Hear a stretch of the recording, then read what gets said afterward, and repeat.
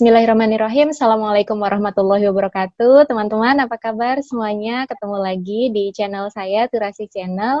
Nah, kali ini kita akan ngobrol nih sama tamu spesial yang tentunya nanti juga banyak sekali ilmu yang bisa kita dapatkan dan insya Allah bermanfaat. Oke, ini teman saya dulu zaman kuliah S1, kemudian S2-nya duluan saya sebentar, kemudian beliau menyusul.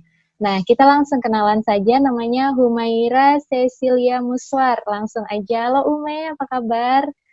Halo Asi dan teman-teman dari Turasis Channel, selamat datang. Iya, apa kabar Ume? Alhamdulillah baik, segar, sehat. Sehat. Gimana kondisi new normal di sana di Bekasi ya Ume ya? Iya, di Bekasi, new normal di Bekasi hampir seperti sebelumnya ya. Jadi new-nya di mana sebenarnya letaknya kurang jelas sebenarnya sih ya. Jadi kayak berjalan seperti biasa, ada pandemi nggak ada pandemi. Ume, boleh kenalin diri dulu dong, dari mana sih asalnya, kemudian sekarang tinggal di mana, kegiatannya apa gitu. Oke, nama saya Humaira Cecilia Muswar. Seperti yang dijelasin Asi, kita dulu kuliah bareng, S1 bareng di IPB, Komunikasi Pembangunan Masyarakat. Lalu Asi duluan Sosiologi Pedesaan S2, saya menyusul Asi juga di S2 yang sama, Sosiologi Pedesaan. Jadi pada dasarnya basically keilmuannya Turasi dan saya sama. Saya mungkin perjalanan kita yang berbeda gitu. Kalau perjalanannya sedikit berbeda, tapi ada beberapa kesamaan saya dan Asi. Persamaannya mungkin anak kita sama-sama laki-laki semua ya pasti ya. Iya benar, tapi Ume lebih banyak ya. Sekarang juga lagi yang keempat, hamil yang keempat ya Ume ya.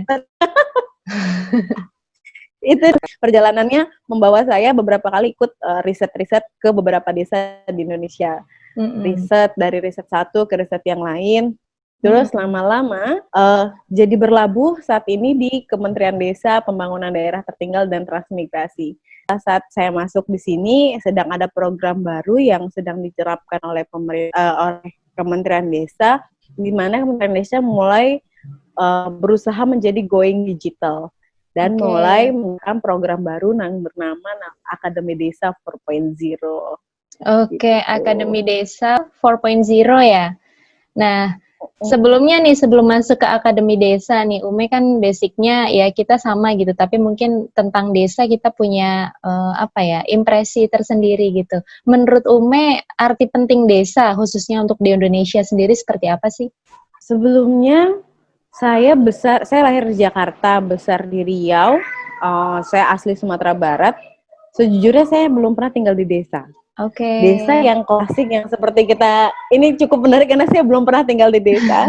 Dan bagi saya desa itu dulu adalah desa yang romantis, yang ada pertaniannya, yang ada sawahnya gitu ya, ada petaninya. Tapi ternyata waktu saya tinggal di Riau, saya tinggal di Duri, ternyata Duri itu punya desa gitu. Tapi desanya bukan desa tidak ada pertaniannya, tidak ada karena tanahnya tandus, justru di situ ladang minyak.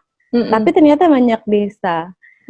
Saya sadarnya setelah kuliah, jadi saya baru terpikir, oh selama ini desa yang saya pikirkan dari lagu anak-anak, desaku yang kucinta itu ternyata terlalu sempit ya. Iya. Terlalu sempit, jadi bahwa saya selama itu ternyata tinggalnya dekat dengan desa loh ternyata gitu, walaupun tidak ada pertanian.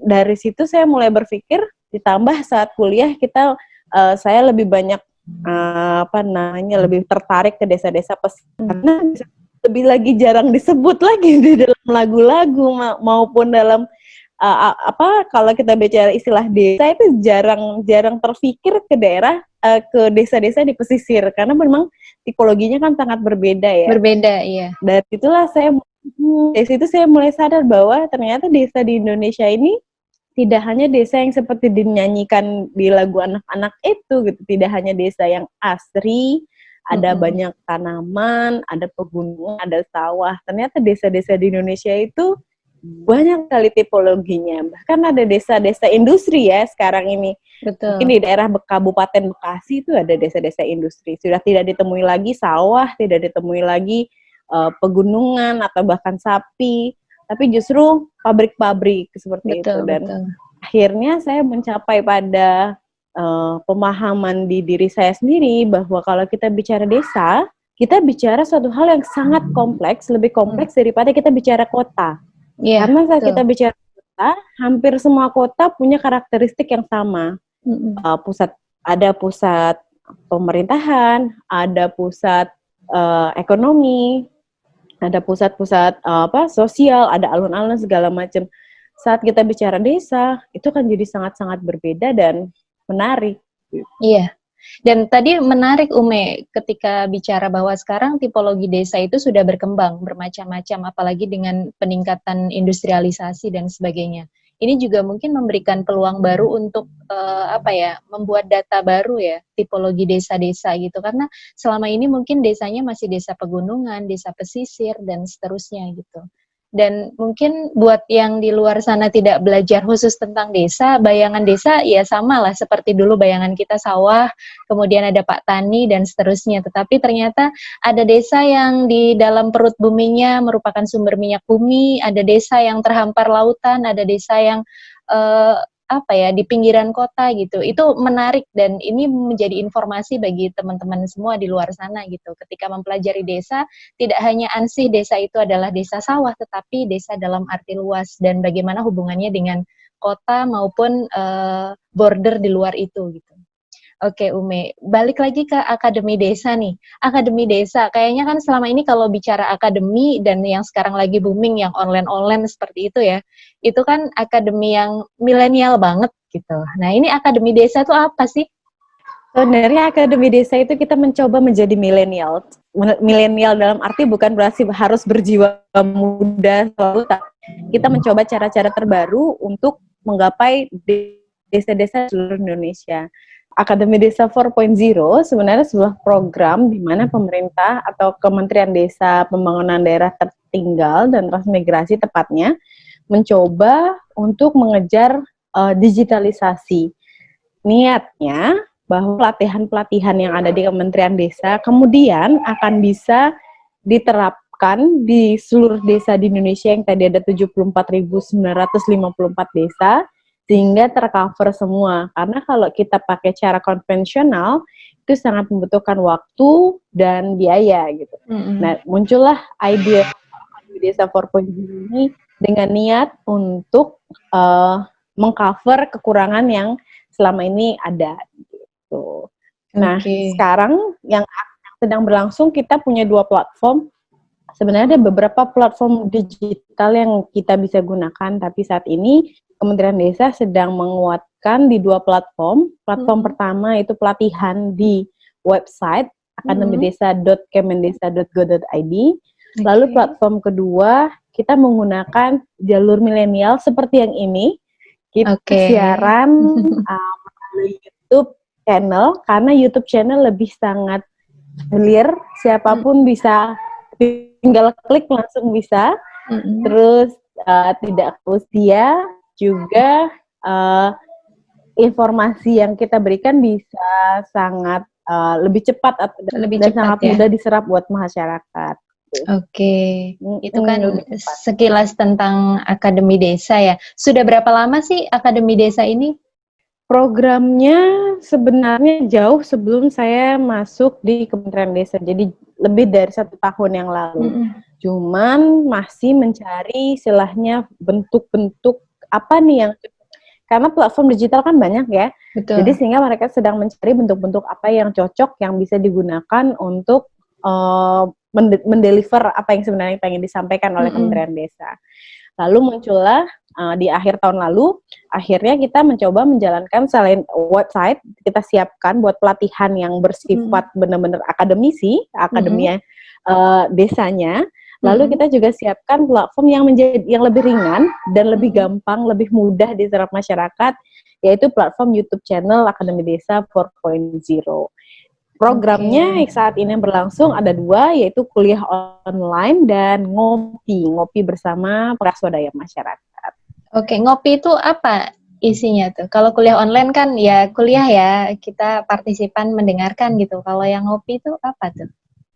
Kalau ngopi lebih diskusi, jadi ngobrol pintar. Ngopi itu sebenarnya kepanjangan dari ngobrol pintar bersama penggerak swadaya masyarakat. Jadi teman-teman PSM di seluruh Indonesia bisa, misalnya hari ini kita ngobrol tentang suatu tema gitu. Nanti teman-teman di seluruh Indonesia hadir di situ. Mungkin nggak seluruhnya ya, tapi diwakilkan oleh beberapa teman PSM dari berbagai daerah di Indonesia. Terus kita ngobrol, cerita bareng. Ada narasumbernya, tapi juga teman-teman dari berbagai daerah juga memberikan masukan atau tanggapan atau cerita dari daerahnya gitu. Jadi ngobrol pintar nggak hanya dari satu sisi, bisa dari 2 sisi informasinya. Oke, menarik ya, karena kelihatannya dengan seperti ini gitu, dengan jangkauan digital itu banyak desa yang bisa lebih terdedah informasi gitu, kemudian bisa juga yang bisa langsung berpartisipasi gitu, komunikasi sama menteri desa gitu, yang tadinya adalah hal yang sangat jauh dari jangkauan, sekarang jadi lebih mudah, kira-kira gitu ya? Iya, betul. Dan menteri desa juga sangat senang bisa bicara langsung dengan teman-teman dari desa. Jadi dengar dengan sangat semangat bila punya program baru atau informasi baru untuk menyebarkannya langsung didengar oleh teman-teman, tidak hanya teman-teman media tapi juga teman-teman dari seluruh Indonesia, dari teman-teman desa. Keren. Gimana rasanya bisa ngobrol langsung, sering ketemu gitu sama menteri desa nih, Meh? Orang nomor 1 tentang pedesaan di Indonesia. Ya, kadang kan kalau misalnya secara awam kita berpikirnya wah dekat dengan pimpinan paling tinggi berarti dekat secara fisik dengan pimpinan paling tinggi berarti bisa menyampaikan dengan cepat ini ya apapun curhatan dari masyarakat. Kadang banyak yang berpikir seperti itu ke kita di Akademi Desa. Jadi WA admin Akademi Desa itu isinya banyak, Mbak tolong sampaikan ke Pak Menteri, Mbak tolong sampaikan ke banyak pengaduan yang masuk, banyak curhatan yang masuk ke WA admin untuk minta kita sampaikan langsung ke Menteri. Tapi posisinya adalah nggak bisa seperti itu gitu ya. Kalaupun bisa, Menteri tidak punya kewenangan atau tidak punya kapasitas untuk langsung menjawab A, B, C atau yes or no, karena di kementerian sendiri kan kita itu birokrasi ya. Ada ada departemen-departemen atau direktorat-direktorat tertentu yang memang bertanggung jawab atas satu tema tertentu gitu. Jadi menteri pun tidak bisa langsung menjawab ya atau tidak. Cuma kan karena kita bicara dengan masyarakat luas, ya kita harus jelaskan dengan pelan-pelan seperti itu. Betul, karena ini ceritanya Akademi Desa juga punya konsumen ya, konsumennya masyarakat gitu yang mencoba untuk mencari informasi, menyerap informasi gitu. Nah tadi kan ada 2 tuh yang platform akademik tuh yang memang betul-betul bagian dari course, kemudian yang kedua adalah ngopi gitu. Apa saja sih yang bisa kita dapatkan, informasinya tuh tentang apa saja biasanya? Nah ini pertanyaannya menarik nih, sekalian promosi mungkin ya. Boleh. Akademi Desa itu kita di kuliah online, kita bicara yang platform YouTube, ada kuliah online dan ada ngopi. Kalau kita bicara tentang kuliah online, memang kita akan bicara tentang banyak hal. Sebenarnya kita sudah punya silabus, akan bicara A sampai Z di 1 tahun terakhir. Nah, di 2 program ini punya target audiens yang berbeda. Kalau kita bicara tentang kuliah online Akademi Desa, targeted audience kita sebenarnya luas. Siapa saja, dengan background apa saja, teman-teman di desa, mau petinggi-petinggi yang ada di Indonesia juga boleh. Mahasiswa juga sering banyak yang hadir di kuliah online, karena memang informasi yang kita sampaikan, informasi yang sederhana, dengan narasumber-narasumber yang kita percaya, tapi dengan topik-topik yang tim kami pikir bahwa topik-topik ini yang diperlukan untuk didengar oleh teman-teman di seluruh Indonesia. Oke. Nah, itu untuk kuliah online ya? Target audiensnya sebenarnya untuk kuliah online. Mm. Ya, kalau kita bicara tentang ngopi sendiri target audiensnya sebenarnya adalah dari PSM ke PSM, ya, penggerak swadaya masyarakat untuk penggerak swadaya masyarakat. Okay. Lalu orang awam boleh nonton nggak? Boleh, silahkan gitu. Tapi memang targeted audiensnya berbeda. Oke. PSM itu ada di seluruh desa di Indonesia ya? Sayangnya nggak, belum. Ada PSM itu hanya sekitar 400-an orang. Oke. Di seluruh Indonesia. Oh, baru segitu. Berbeda dengan pendamping. Kalau pendamping kan bisa 30 ribuan orang di seluruh Indonesia. Oke, jadi yang ngopi ini adalah medianya para PSM untuk bertukar informasi ya, Ume ya?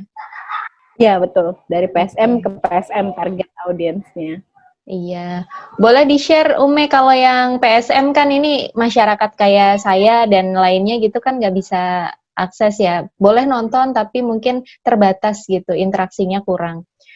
Kemudian kalau yang Akademi Desa sendiri gitu, itu apakah episodenya itu rutin atau gimana?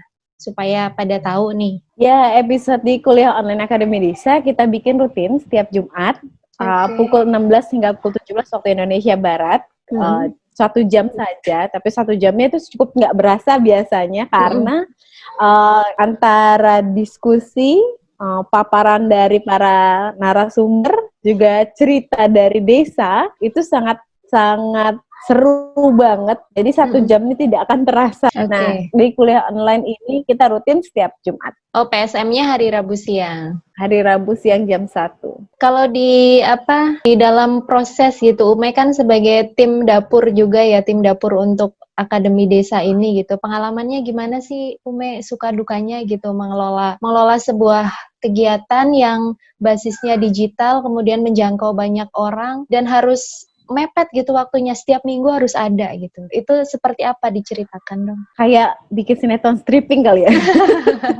Iya ya. Nggak. Awalnya itu sangat tertatih-tatih karena kita punya niat yang kuat, kita pengen bikin acara ini ada di setiap Jumat. Sebenarnya niat yang kuat dulu nih ceritanya. Niat yang kuat ini kemudian seiring berjalan waktu kita mulai tahu, oh ternyata teknis kita butuh bantuan, kita butuh tim support teknis. Oh ternyata kita butuh tim support materi. Oh ternyata kita butuh tim support untuk broadcastnya gitu. Dan kadang kita sudah bisa memastikan, kita sudah bisa mengidentifikasi kita butuh apa, tapi kenyataan di lapangan karena ini program baru dan tidak semua teman-teman di Kementerian Desa punya keluangan waktu yang sama, sehingga kadang pekerjaan ini dikerjakan hanya beberapa orang. Oke, jadi seperti pembangunan candi ya. Jadi kalau bicara dapurnya, ya, kita pernah mengalami itu. Kita sudah siapkan, kan kita live hari Jumat ya. Jadi kita dari Senin sampai Kamis sudah siapkan untuk Jumat. Misalnya temanya A, lalu tiba-tiba pimpinan minta temanya diganti. Oke. Jadi hari Kamis itu kita dari Kamis sore minta tema diganti, akhirnya dari Jumat pagi pernah kita membangun candi seperti itu. Cukup sering seperti itu. Ya, jadi timnya jadi kayak Bandung Bondowoso ya. Background saya kan kebetulan selain tadi kita punya background akademis, saya juga punya background waktu kuliah S1 pernah juga ada di dunia broadcasting. Walaupun nggak segitu famousnya, cuma pernah dapat pelatihan broadcasting gitu ya. Dari situ itu jadi modal utama saya bahwa kita tahu dalam dunia broadcast, dalam dunia YouTube seperti ini, kita buat konten itu benar-benar harus bermain dengan waktu dan kreativitas. Dengan waktu yang sedikit bisa sekreatif apa kamu bisa membuat sesuatu gitu. Dan beberapa kali memang saya juga didapuk jadi host untuk kuliah online host ya. Nah, itu di balik cerita itu kadang ada beberapa kali saya sempat diprotes gitu karena terlihat sangat gugup, atau terlihat terlalu pucat, terlihat terlalu semangat gitu. Kritik-kritik seperti itu datang terus setiap minggu dan itu kita harus kuat mental karena ada teman-teman juga kan ada yang kita bergantian. Tapi ya itu setiap kita punya kelebihan dan kekurangan masing-masing. Jadi ada kalanya teman saya yang dipuji, terus pas saat penampilan kita yang dikritik, kok nanyanya gitu sih, kok pertanyaannya kayaknya nggak nyambung ya hostnya gitu kan. Atau pernah juga host salah satu tim host kita yang dibilang, nih hostnya kok nggak ngelihat ke kamera gitu, karena hal seperti itu hal-hal simple yang ternyata diperhatikan orang yang harus kita perhatikan juga. Tetapi kayaknya kalau ya ini kayaknya sih gitu ya, kalau masyarakat yang merasa mendapatkan manfaat dari Akademi Desa itu nggak terlalu fokus ke situ sebenarnya, tapi bisa jadi menjadi masukan yang baik gitu supaya makin berkualitas. Terakhir itu saya nonton yang kemarin tuh yang sama Gus Menteri ya tentang New Normal Desa. Itu kan Ume jadi hostnya juga ya, dan ya menurut saya nggak mudah tuh. Nggak mudah berdampingan dengan satunya menteri, satunya Kapus Datin gitu, nggak mudah lah. Ya semua orang belum tentu bisa. Sebenarnya gitu. kedua, betul banget itu. Jadi sebelumnya di kuliah online kita kan ini kemarin tuh kuliah online ke-27. Di kuliah online kedua, sebenarnya waktu itu saya sempat, kalau teman-teman bisa saksikan di YouTube kita. Jadi waktu episode kedua itu dadakan harusnya Pak Ivan akan jadi host dengan salah satu pejabat. Oke, Pak Ivan ini Kapus Datin ya, Kapus Datin Kemdesa. Harusnya Pak Ivanovic Kapus Datin dan salah satu pejabat yang akan menjadi host, karena waktu itu menteri yang ingin menyampaikan kuliah online. Karena mendadak menteri tidak bisa kan dipanggil ke istana. Akhirnya kita dengan kita tapping menteri setengah jam, kita tapping menteri beberapa waktu sebelum live untuk kita tampilkan videonya. Nah itu pertama kalinya saya jadi host di kuliah online Akademi Desa dan harus berdampingan dengan Pak Ivanovic Kapus Datin. Itu itu ada pengalaman yang paling grogi seumur-umur, benar-benar kelihatan grogi, dan dari sisi saya sebagai host jadi kelihatan banget jeleknya, groginya. Lalu ternyata teman-teman tim kameramen dan tim produksi juga ikut grogi gitu. Jadi produksi, kalau kita bilang produksi video atau kuliah online Akademi Desa yang paling yang cukup bukan memprihatinkan ya, yang cukup ya tantangan besarnya di awal gitu ya. Yang cukup banyak tantangannya itu yang di kuliah online Akademi Desa yang kedua, itu benar-benar luar biasa. Ya, tapi jadi karena dari situ pengalamannya kemudian bisa menjadi pelajaran di episode-episode selanjutnya ya. Iya, itu jadi batu lompatan kita banget, bahwa kita nggak boleh kayak gitu lagi, kita harus siap apapun yang terjadi. Jadi ya sampai sekarang alhamdulillah kita masih bertahan, walaupun masih ada secara teknis 1-2 gangguan, tapi mulai kesini kita mulai sudah terbiasa dengan gangguan, terbiasa dengan tantangan, terbiasa dengan ketidaknormalan. Jadi tiap minggu kita ada new normal baru dalam setiap kuliah online. Oke. Menarik.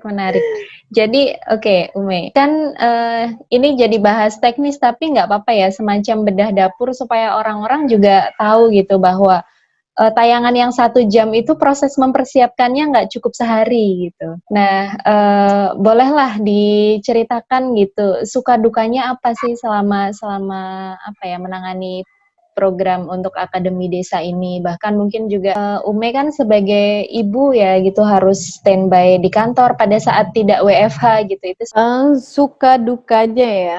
Mungkin lebih banyak sukanya. Kalau dukanya pasti ada. Kalau boleh kita generalisir dukanya, mungkin lebih kepada kesedihan kita dari tim saat kuliah. Dukanya mungkin yang orang lain tidak tahu, bahwa seperti yang tadi Turasi bilang, proses praproduksi ini yang cukup memakan tenaga, waktu, yang kadang orang tidak paham gitu. Jadi orang berpikir bahwa kuliah online ya udah gitu doang gitu ya. Tapi padahal proses praproduksi, proses kita menghubungi narasumber, proses kita membuat publikasi, proses kita memastikan publikasi kita terpublish dengan benar, itu bukanlah proses gampang gitu. Tapi banyak yang menyangka itu suatu proses yang seperti menjentikan jari. Mungkin dukanya hanya di situ.